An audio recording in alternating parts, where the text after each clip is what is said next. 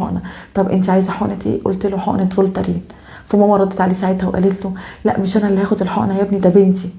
ساعتها الدكتور كده اتردد وقال بصي يا حاجه انا ما عنديش مشكله ان انا اديها لها، انتوا عارفين ان الحقنه دي حقنه عضل، بس يعني ما فيش حد غيري وانا المضطر ان انا اللي هديها لها.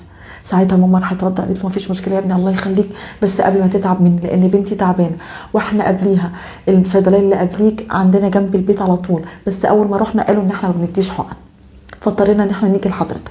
وساعتها دخلت المعمل اللي جوه في الصيدليه انا والدكتور، واضطريت ساعتها ان انا ارفع هدومي طبعا عشان يديني الحقنه.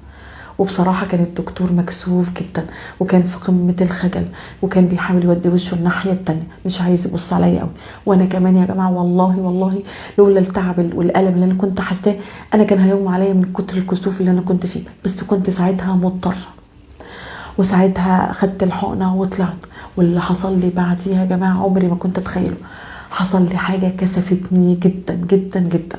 ولقيت بعدها يا جماعه الدكتور اللي جنبنا في الصيدليه موقف ماما وبيقول لها ده في واحد صيدلي بعدينا بشارعين جه سأل عليكي انت وبنتك، وساعتها انا شكرت فيكوا جدا، والظاهر ان هو كان عايز رقم اي حد من عندكم، رقم عمها او رقم خالها او رقم ابوها. وانا قلت له يا حاجه طبعا ان ابوها متوفي، واديته رقم عمها، وانا شايف ان هو شكله عايز يتقدم. طبعا في الوقت ده ماما جت مبسوطة جدا، وفعلا بعديها بيومين بالظبط لقينا عمي بيكلمني وبيقول ان في عريس متقدم لك صيدلي وعايز يجي. طبعا ساعتها قلت له يا عم طب ايه يعني اديله ميعاد بعد اسبوع كده عشان انت عارف ان انا تعبانه ولازم اكون شكلي مرتاح وانا كمان اكون مرتاح. وفعلا عمي اداله ميعاد بعد اسبوع من تعبي كمان. وساعتها جه البيت وانا كنت مكسوفه جدا يا جماعه، معقوله الدكتور اللي اداني الحقنه واتكشفت قدامه هو اللي جاي متقدم لي؟ طب يعني ايه اللي عجبه فيا؟ انا كنت ساعتها شكلي تعبان جدا وهلكانه جدا ويعني ما فيهاش اي حاجه، وكنت نازله مبهدله كمان بهدومي. فانا اتبسطت وقتها جدا، ومن كتر فرحتي طبعا قعدت واتكلمت معاه، وكنت انا وهو سعداء جدا. وادى لعمي ميعاد عشان يجي بعديه عشان يقرا الفاتحه. في الوقت ده بس من كتر فرحتي انا نسيت يا جماعه ان انا لما اقعد معاه ان انا صارحه بالمرض اللي عندي. ووقتها بس بدات افكر هل فعلا اقول له زي ما كنت بقول لكل عريس، بس كانوا العرسان بيجي يقدموا لي نصهم ما كانوش بيعجبوني، واقول مش فارقه يجوا ما يجوش بعد كده مش فارقه بالنسبه لي. اما الدكتور ده يا جماعه بصراحه عاجبني جدا، عاجبني فيه شكله واخلاقه وطريقه كلامه وتفكيره، كل حاجه فيه زي ما انا عايزه بالظبط.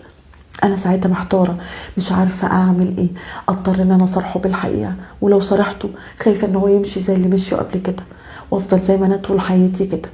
طيب لو قلت له الحقيقه هل يا ترى فعلا ممكن يوافق ان هو يكمل الخطوبه وان هو خلاص يتجوزني، وهيبقى عارف ان انا حتى اي خلفه ليا بنسبه كبيره جدا هيجيلي مولود فيه عنده المرض ده؟ انا دلوقتي محتاره يا جماعه مش عارفه اعمل ايه، وعماله اتكلم مع والدتي كمان محتاره مش عارفه اذا كانت توافقني ان انا اعمل زي ما كنت بعمل قبل كده واصارح العريس ولا اخبي عليه. وبصراحه يا جماعه المره دي لو انا قلت للعريس ده للدكتور ده باللي عندي ومشي وما رجعش تاني، انا بجد هيحصل لي حاجه مش كويسه ابدا، وساعتها هشيل موضوع الجواز ده من دماغي نهائي، لان كده خلاص هفقد الامل. وهو ده اكتر واحد عجبني وحاسه ان انا هبقى مرتاحه معاه جدا.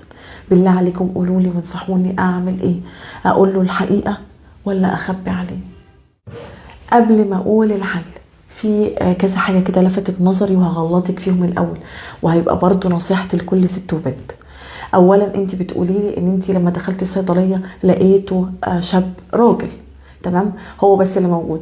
وساعتها لما طلبتوا ان انتوا عايزين حقنه حد يديكوا حقنه، هو ما اعترضش وافتكر انها الست الكبيره والدتك، لكن لما عرف بعديها انها ليكي الراجل كان متردد، لكن انتوا وافقتوا ويعني ما اعترضتوش ان هو يديكي الحقنه وخليتيه كمان يديكي الحقنه. لا طبعا انا مغلطاكي في حاجه زي كده. ازاي اتجرأتي تعملي حاجه زي كده؟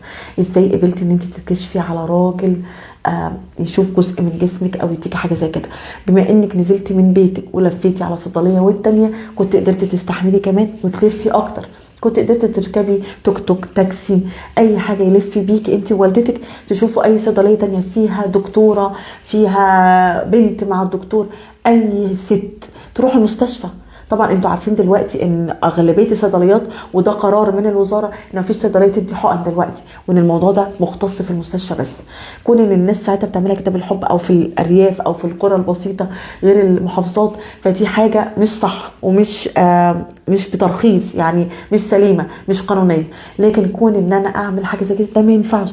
انت كنت طلعتي على المستشفى، اي مستشفى قريبه ليكي، اي مستشفى تعرفي حتى لو بعيده شويه، تستحملي وتركبي تاكسي وتروحي لها، او تلفوا على كذا صيدليه تانية، او يا ستي زي ما كل الناس بتعمل، اشوف حد من جيراني، اشوف واحده صاحبتي، اشوف اي حد معروف دلوقتي في كل بيت او في كل عيله في واحده بتدي حقنه، في حد بيعرف يدي حقن عضل على الاقل، فكنتي صبرتي واستنيتي واتصلتي او رحتي مستشفى او شفتي كذا صيدليه تانية، وبما ان معاكي والدتك مش لوحدك.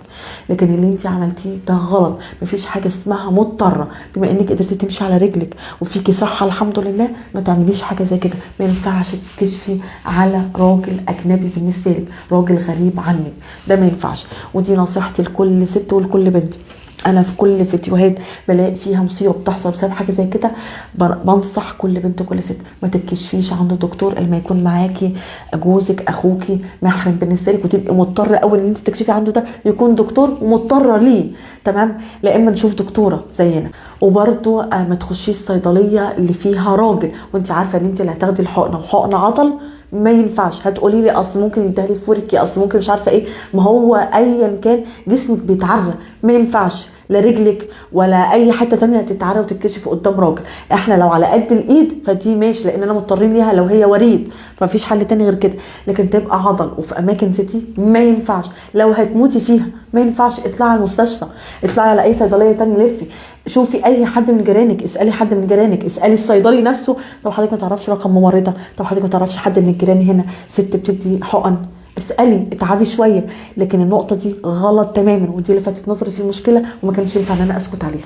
وبالنسبه بقى الحل لصاحبه المشكله، بصي يا ست الكل، انت بتساليني دلوقتي ان انت تقولي له ولا لا عشان انت خايفه.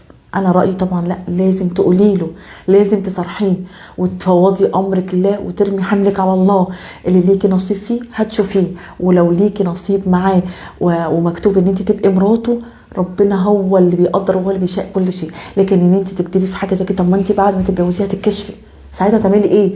وبعدين ده دكتور صيدلي، يعني حتى لو فتره الخطوبه حصلت لك الموضوع ده تاني هيعرف من الاعراض اللي عندك، هيعرف لما يقعد معاكي يقول لك انت كنت جايه تاخدي الحقنه المسكنه دي لايه، سنانك، الالم اللي عندك. ممكن وارد يكون نسي يعني كسر ساعتها ان هو يسالك في دماغه حاجه تانية، لكن لما تبقي خطيبته هيسالك او هيجي صدفه ان انت تتعبي. طب لما تتجوزي وتتعبي هتتكسفي ساعتها، هتبقي ساعتها في نظره غشاشه.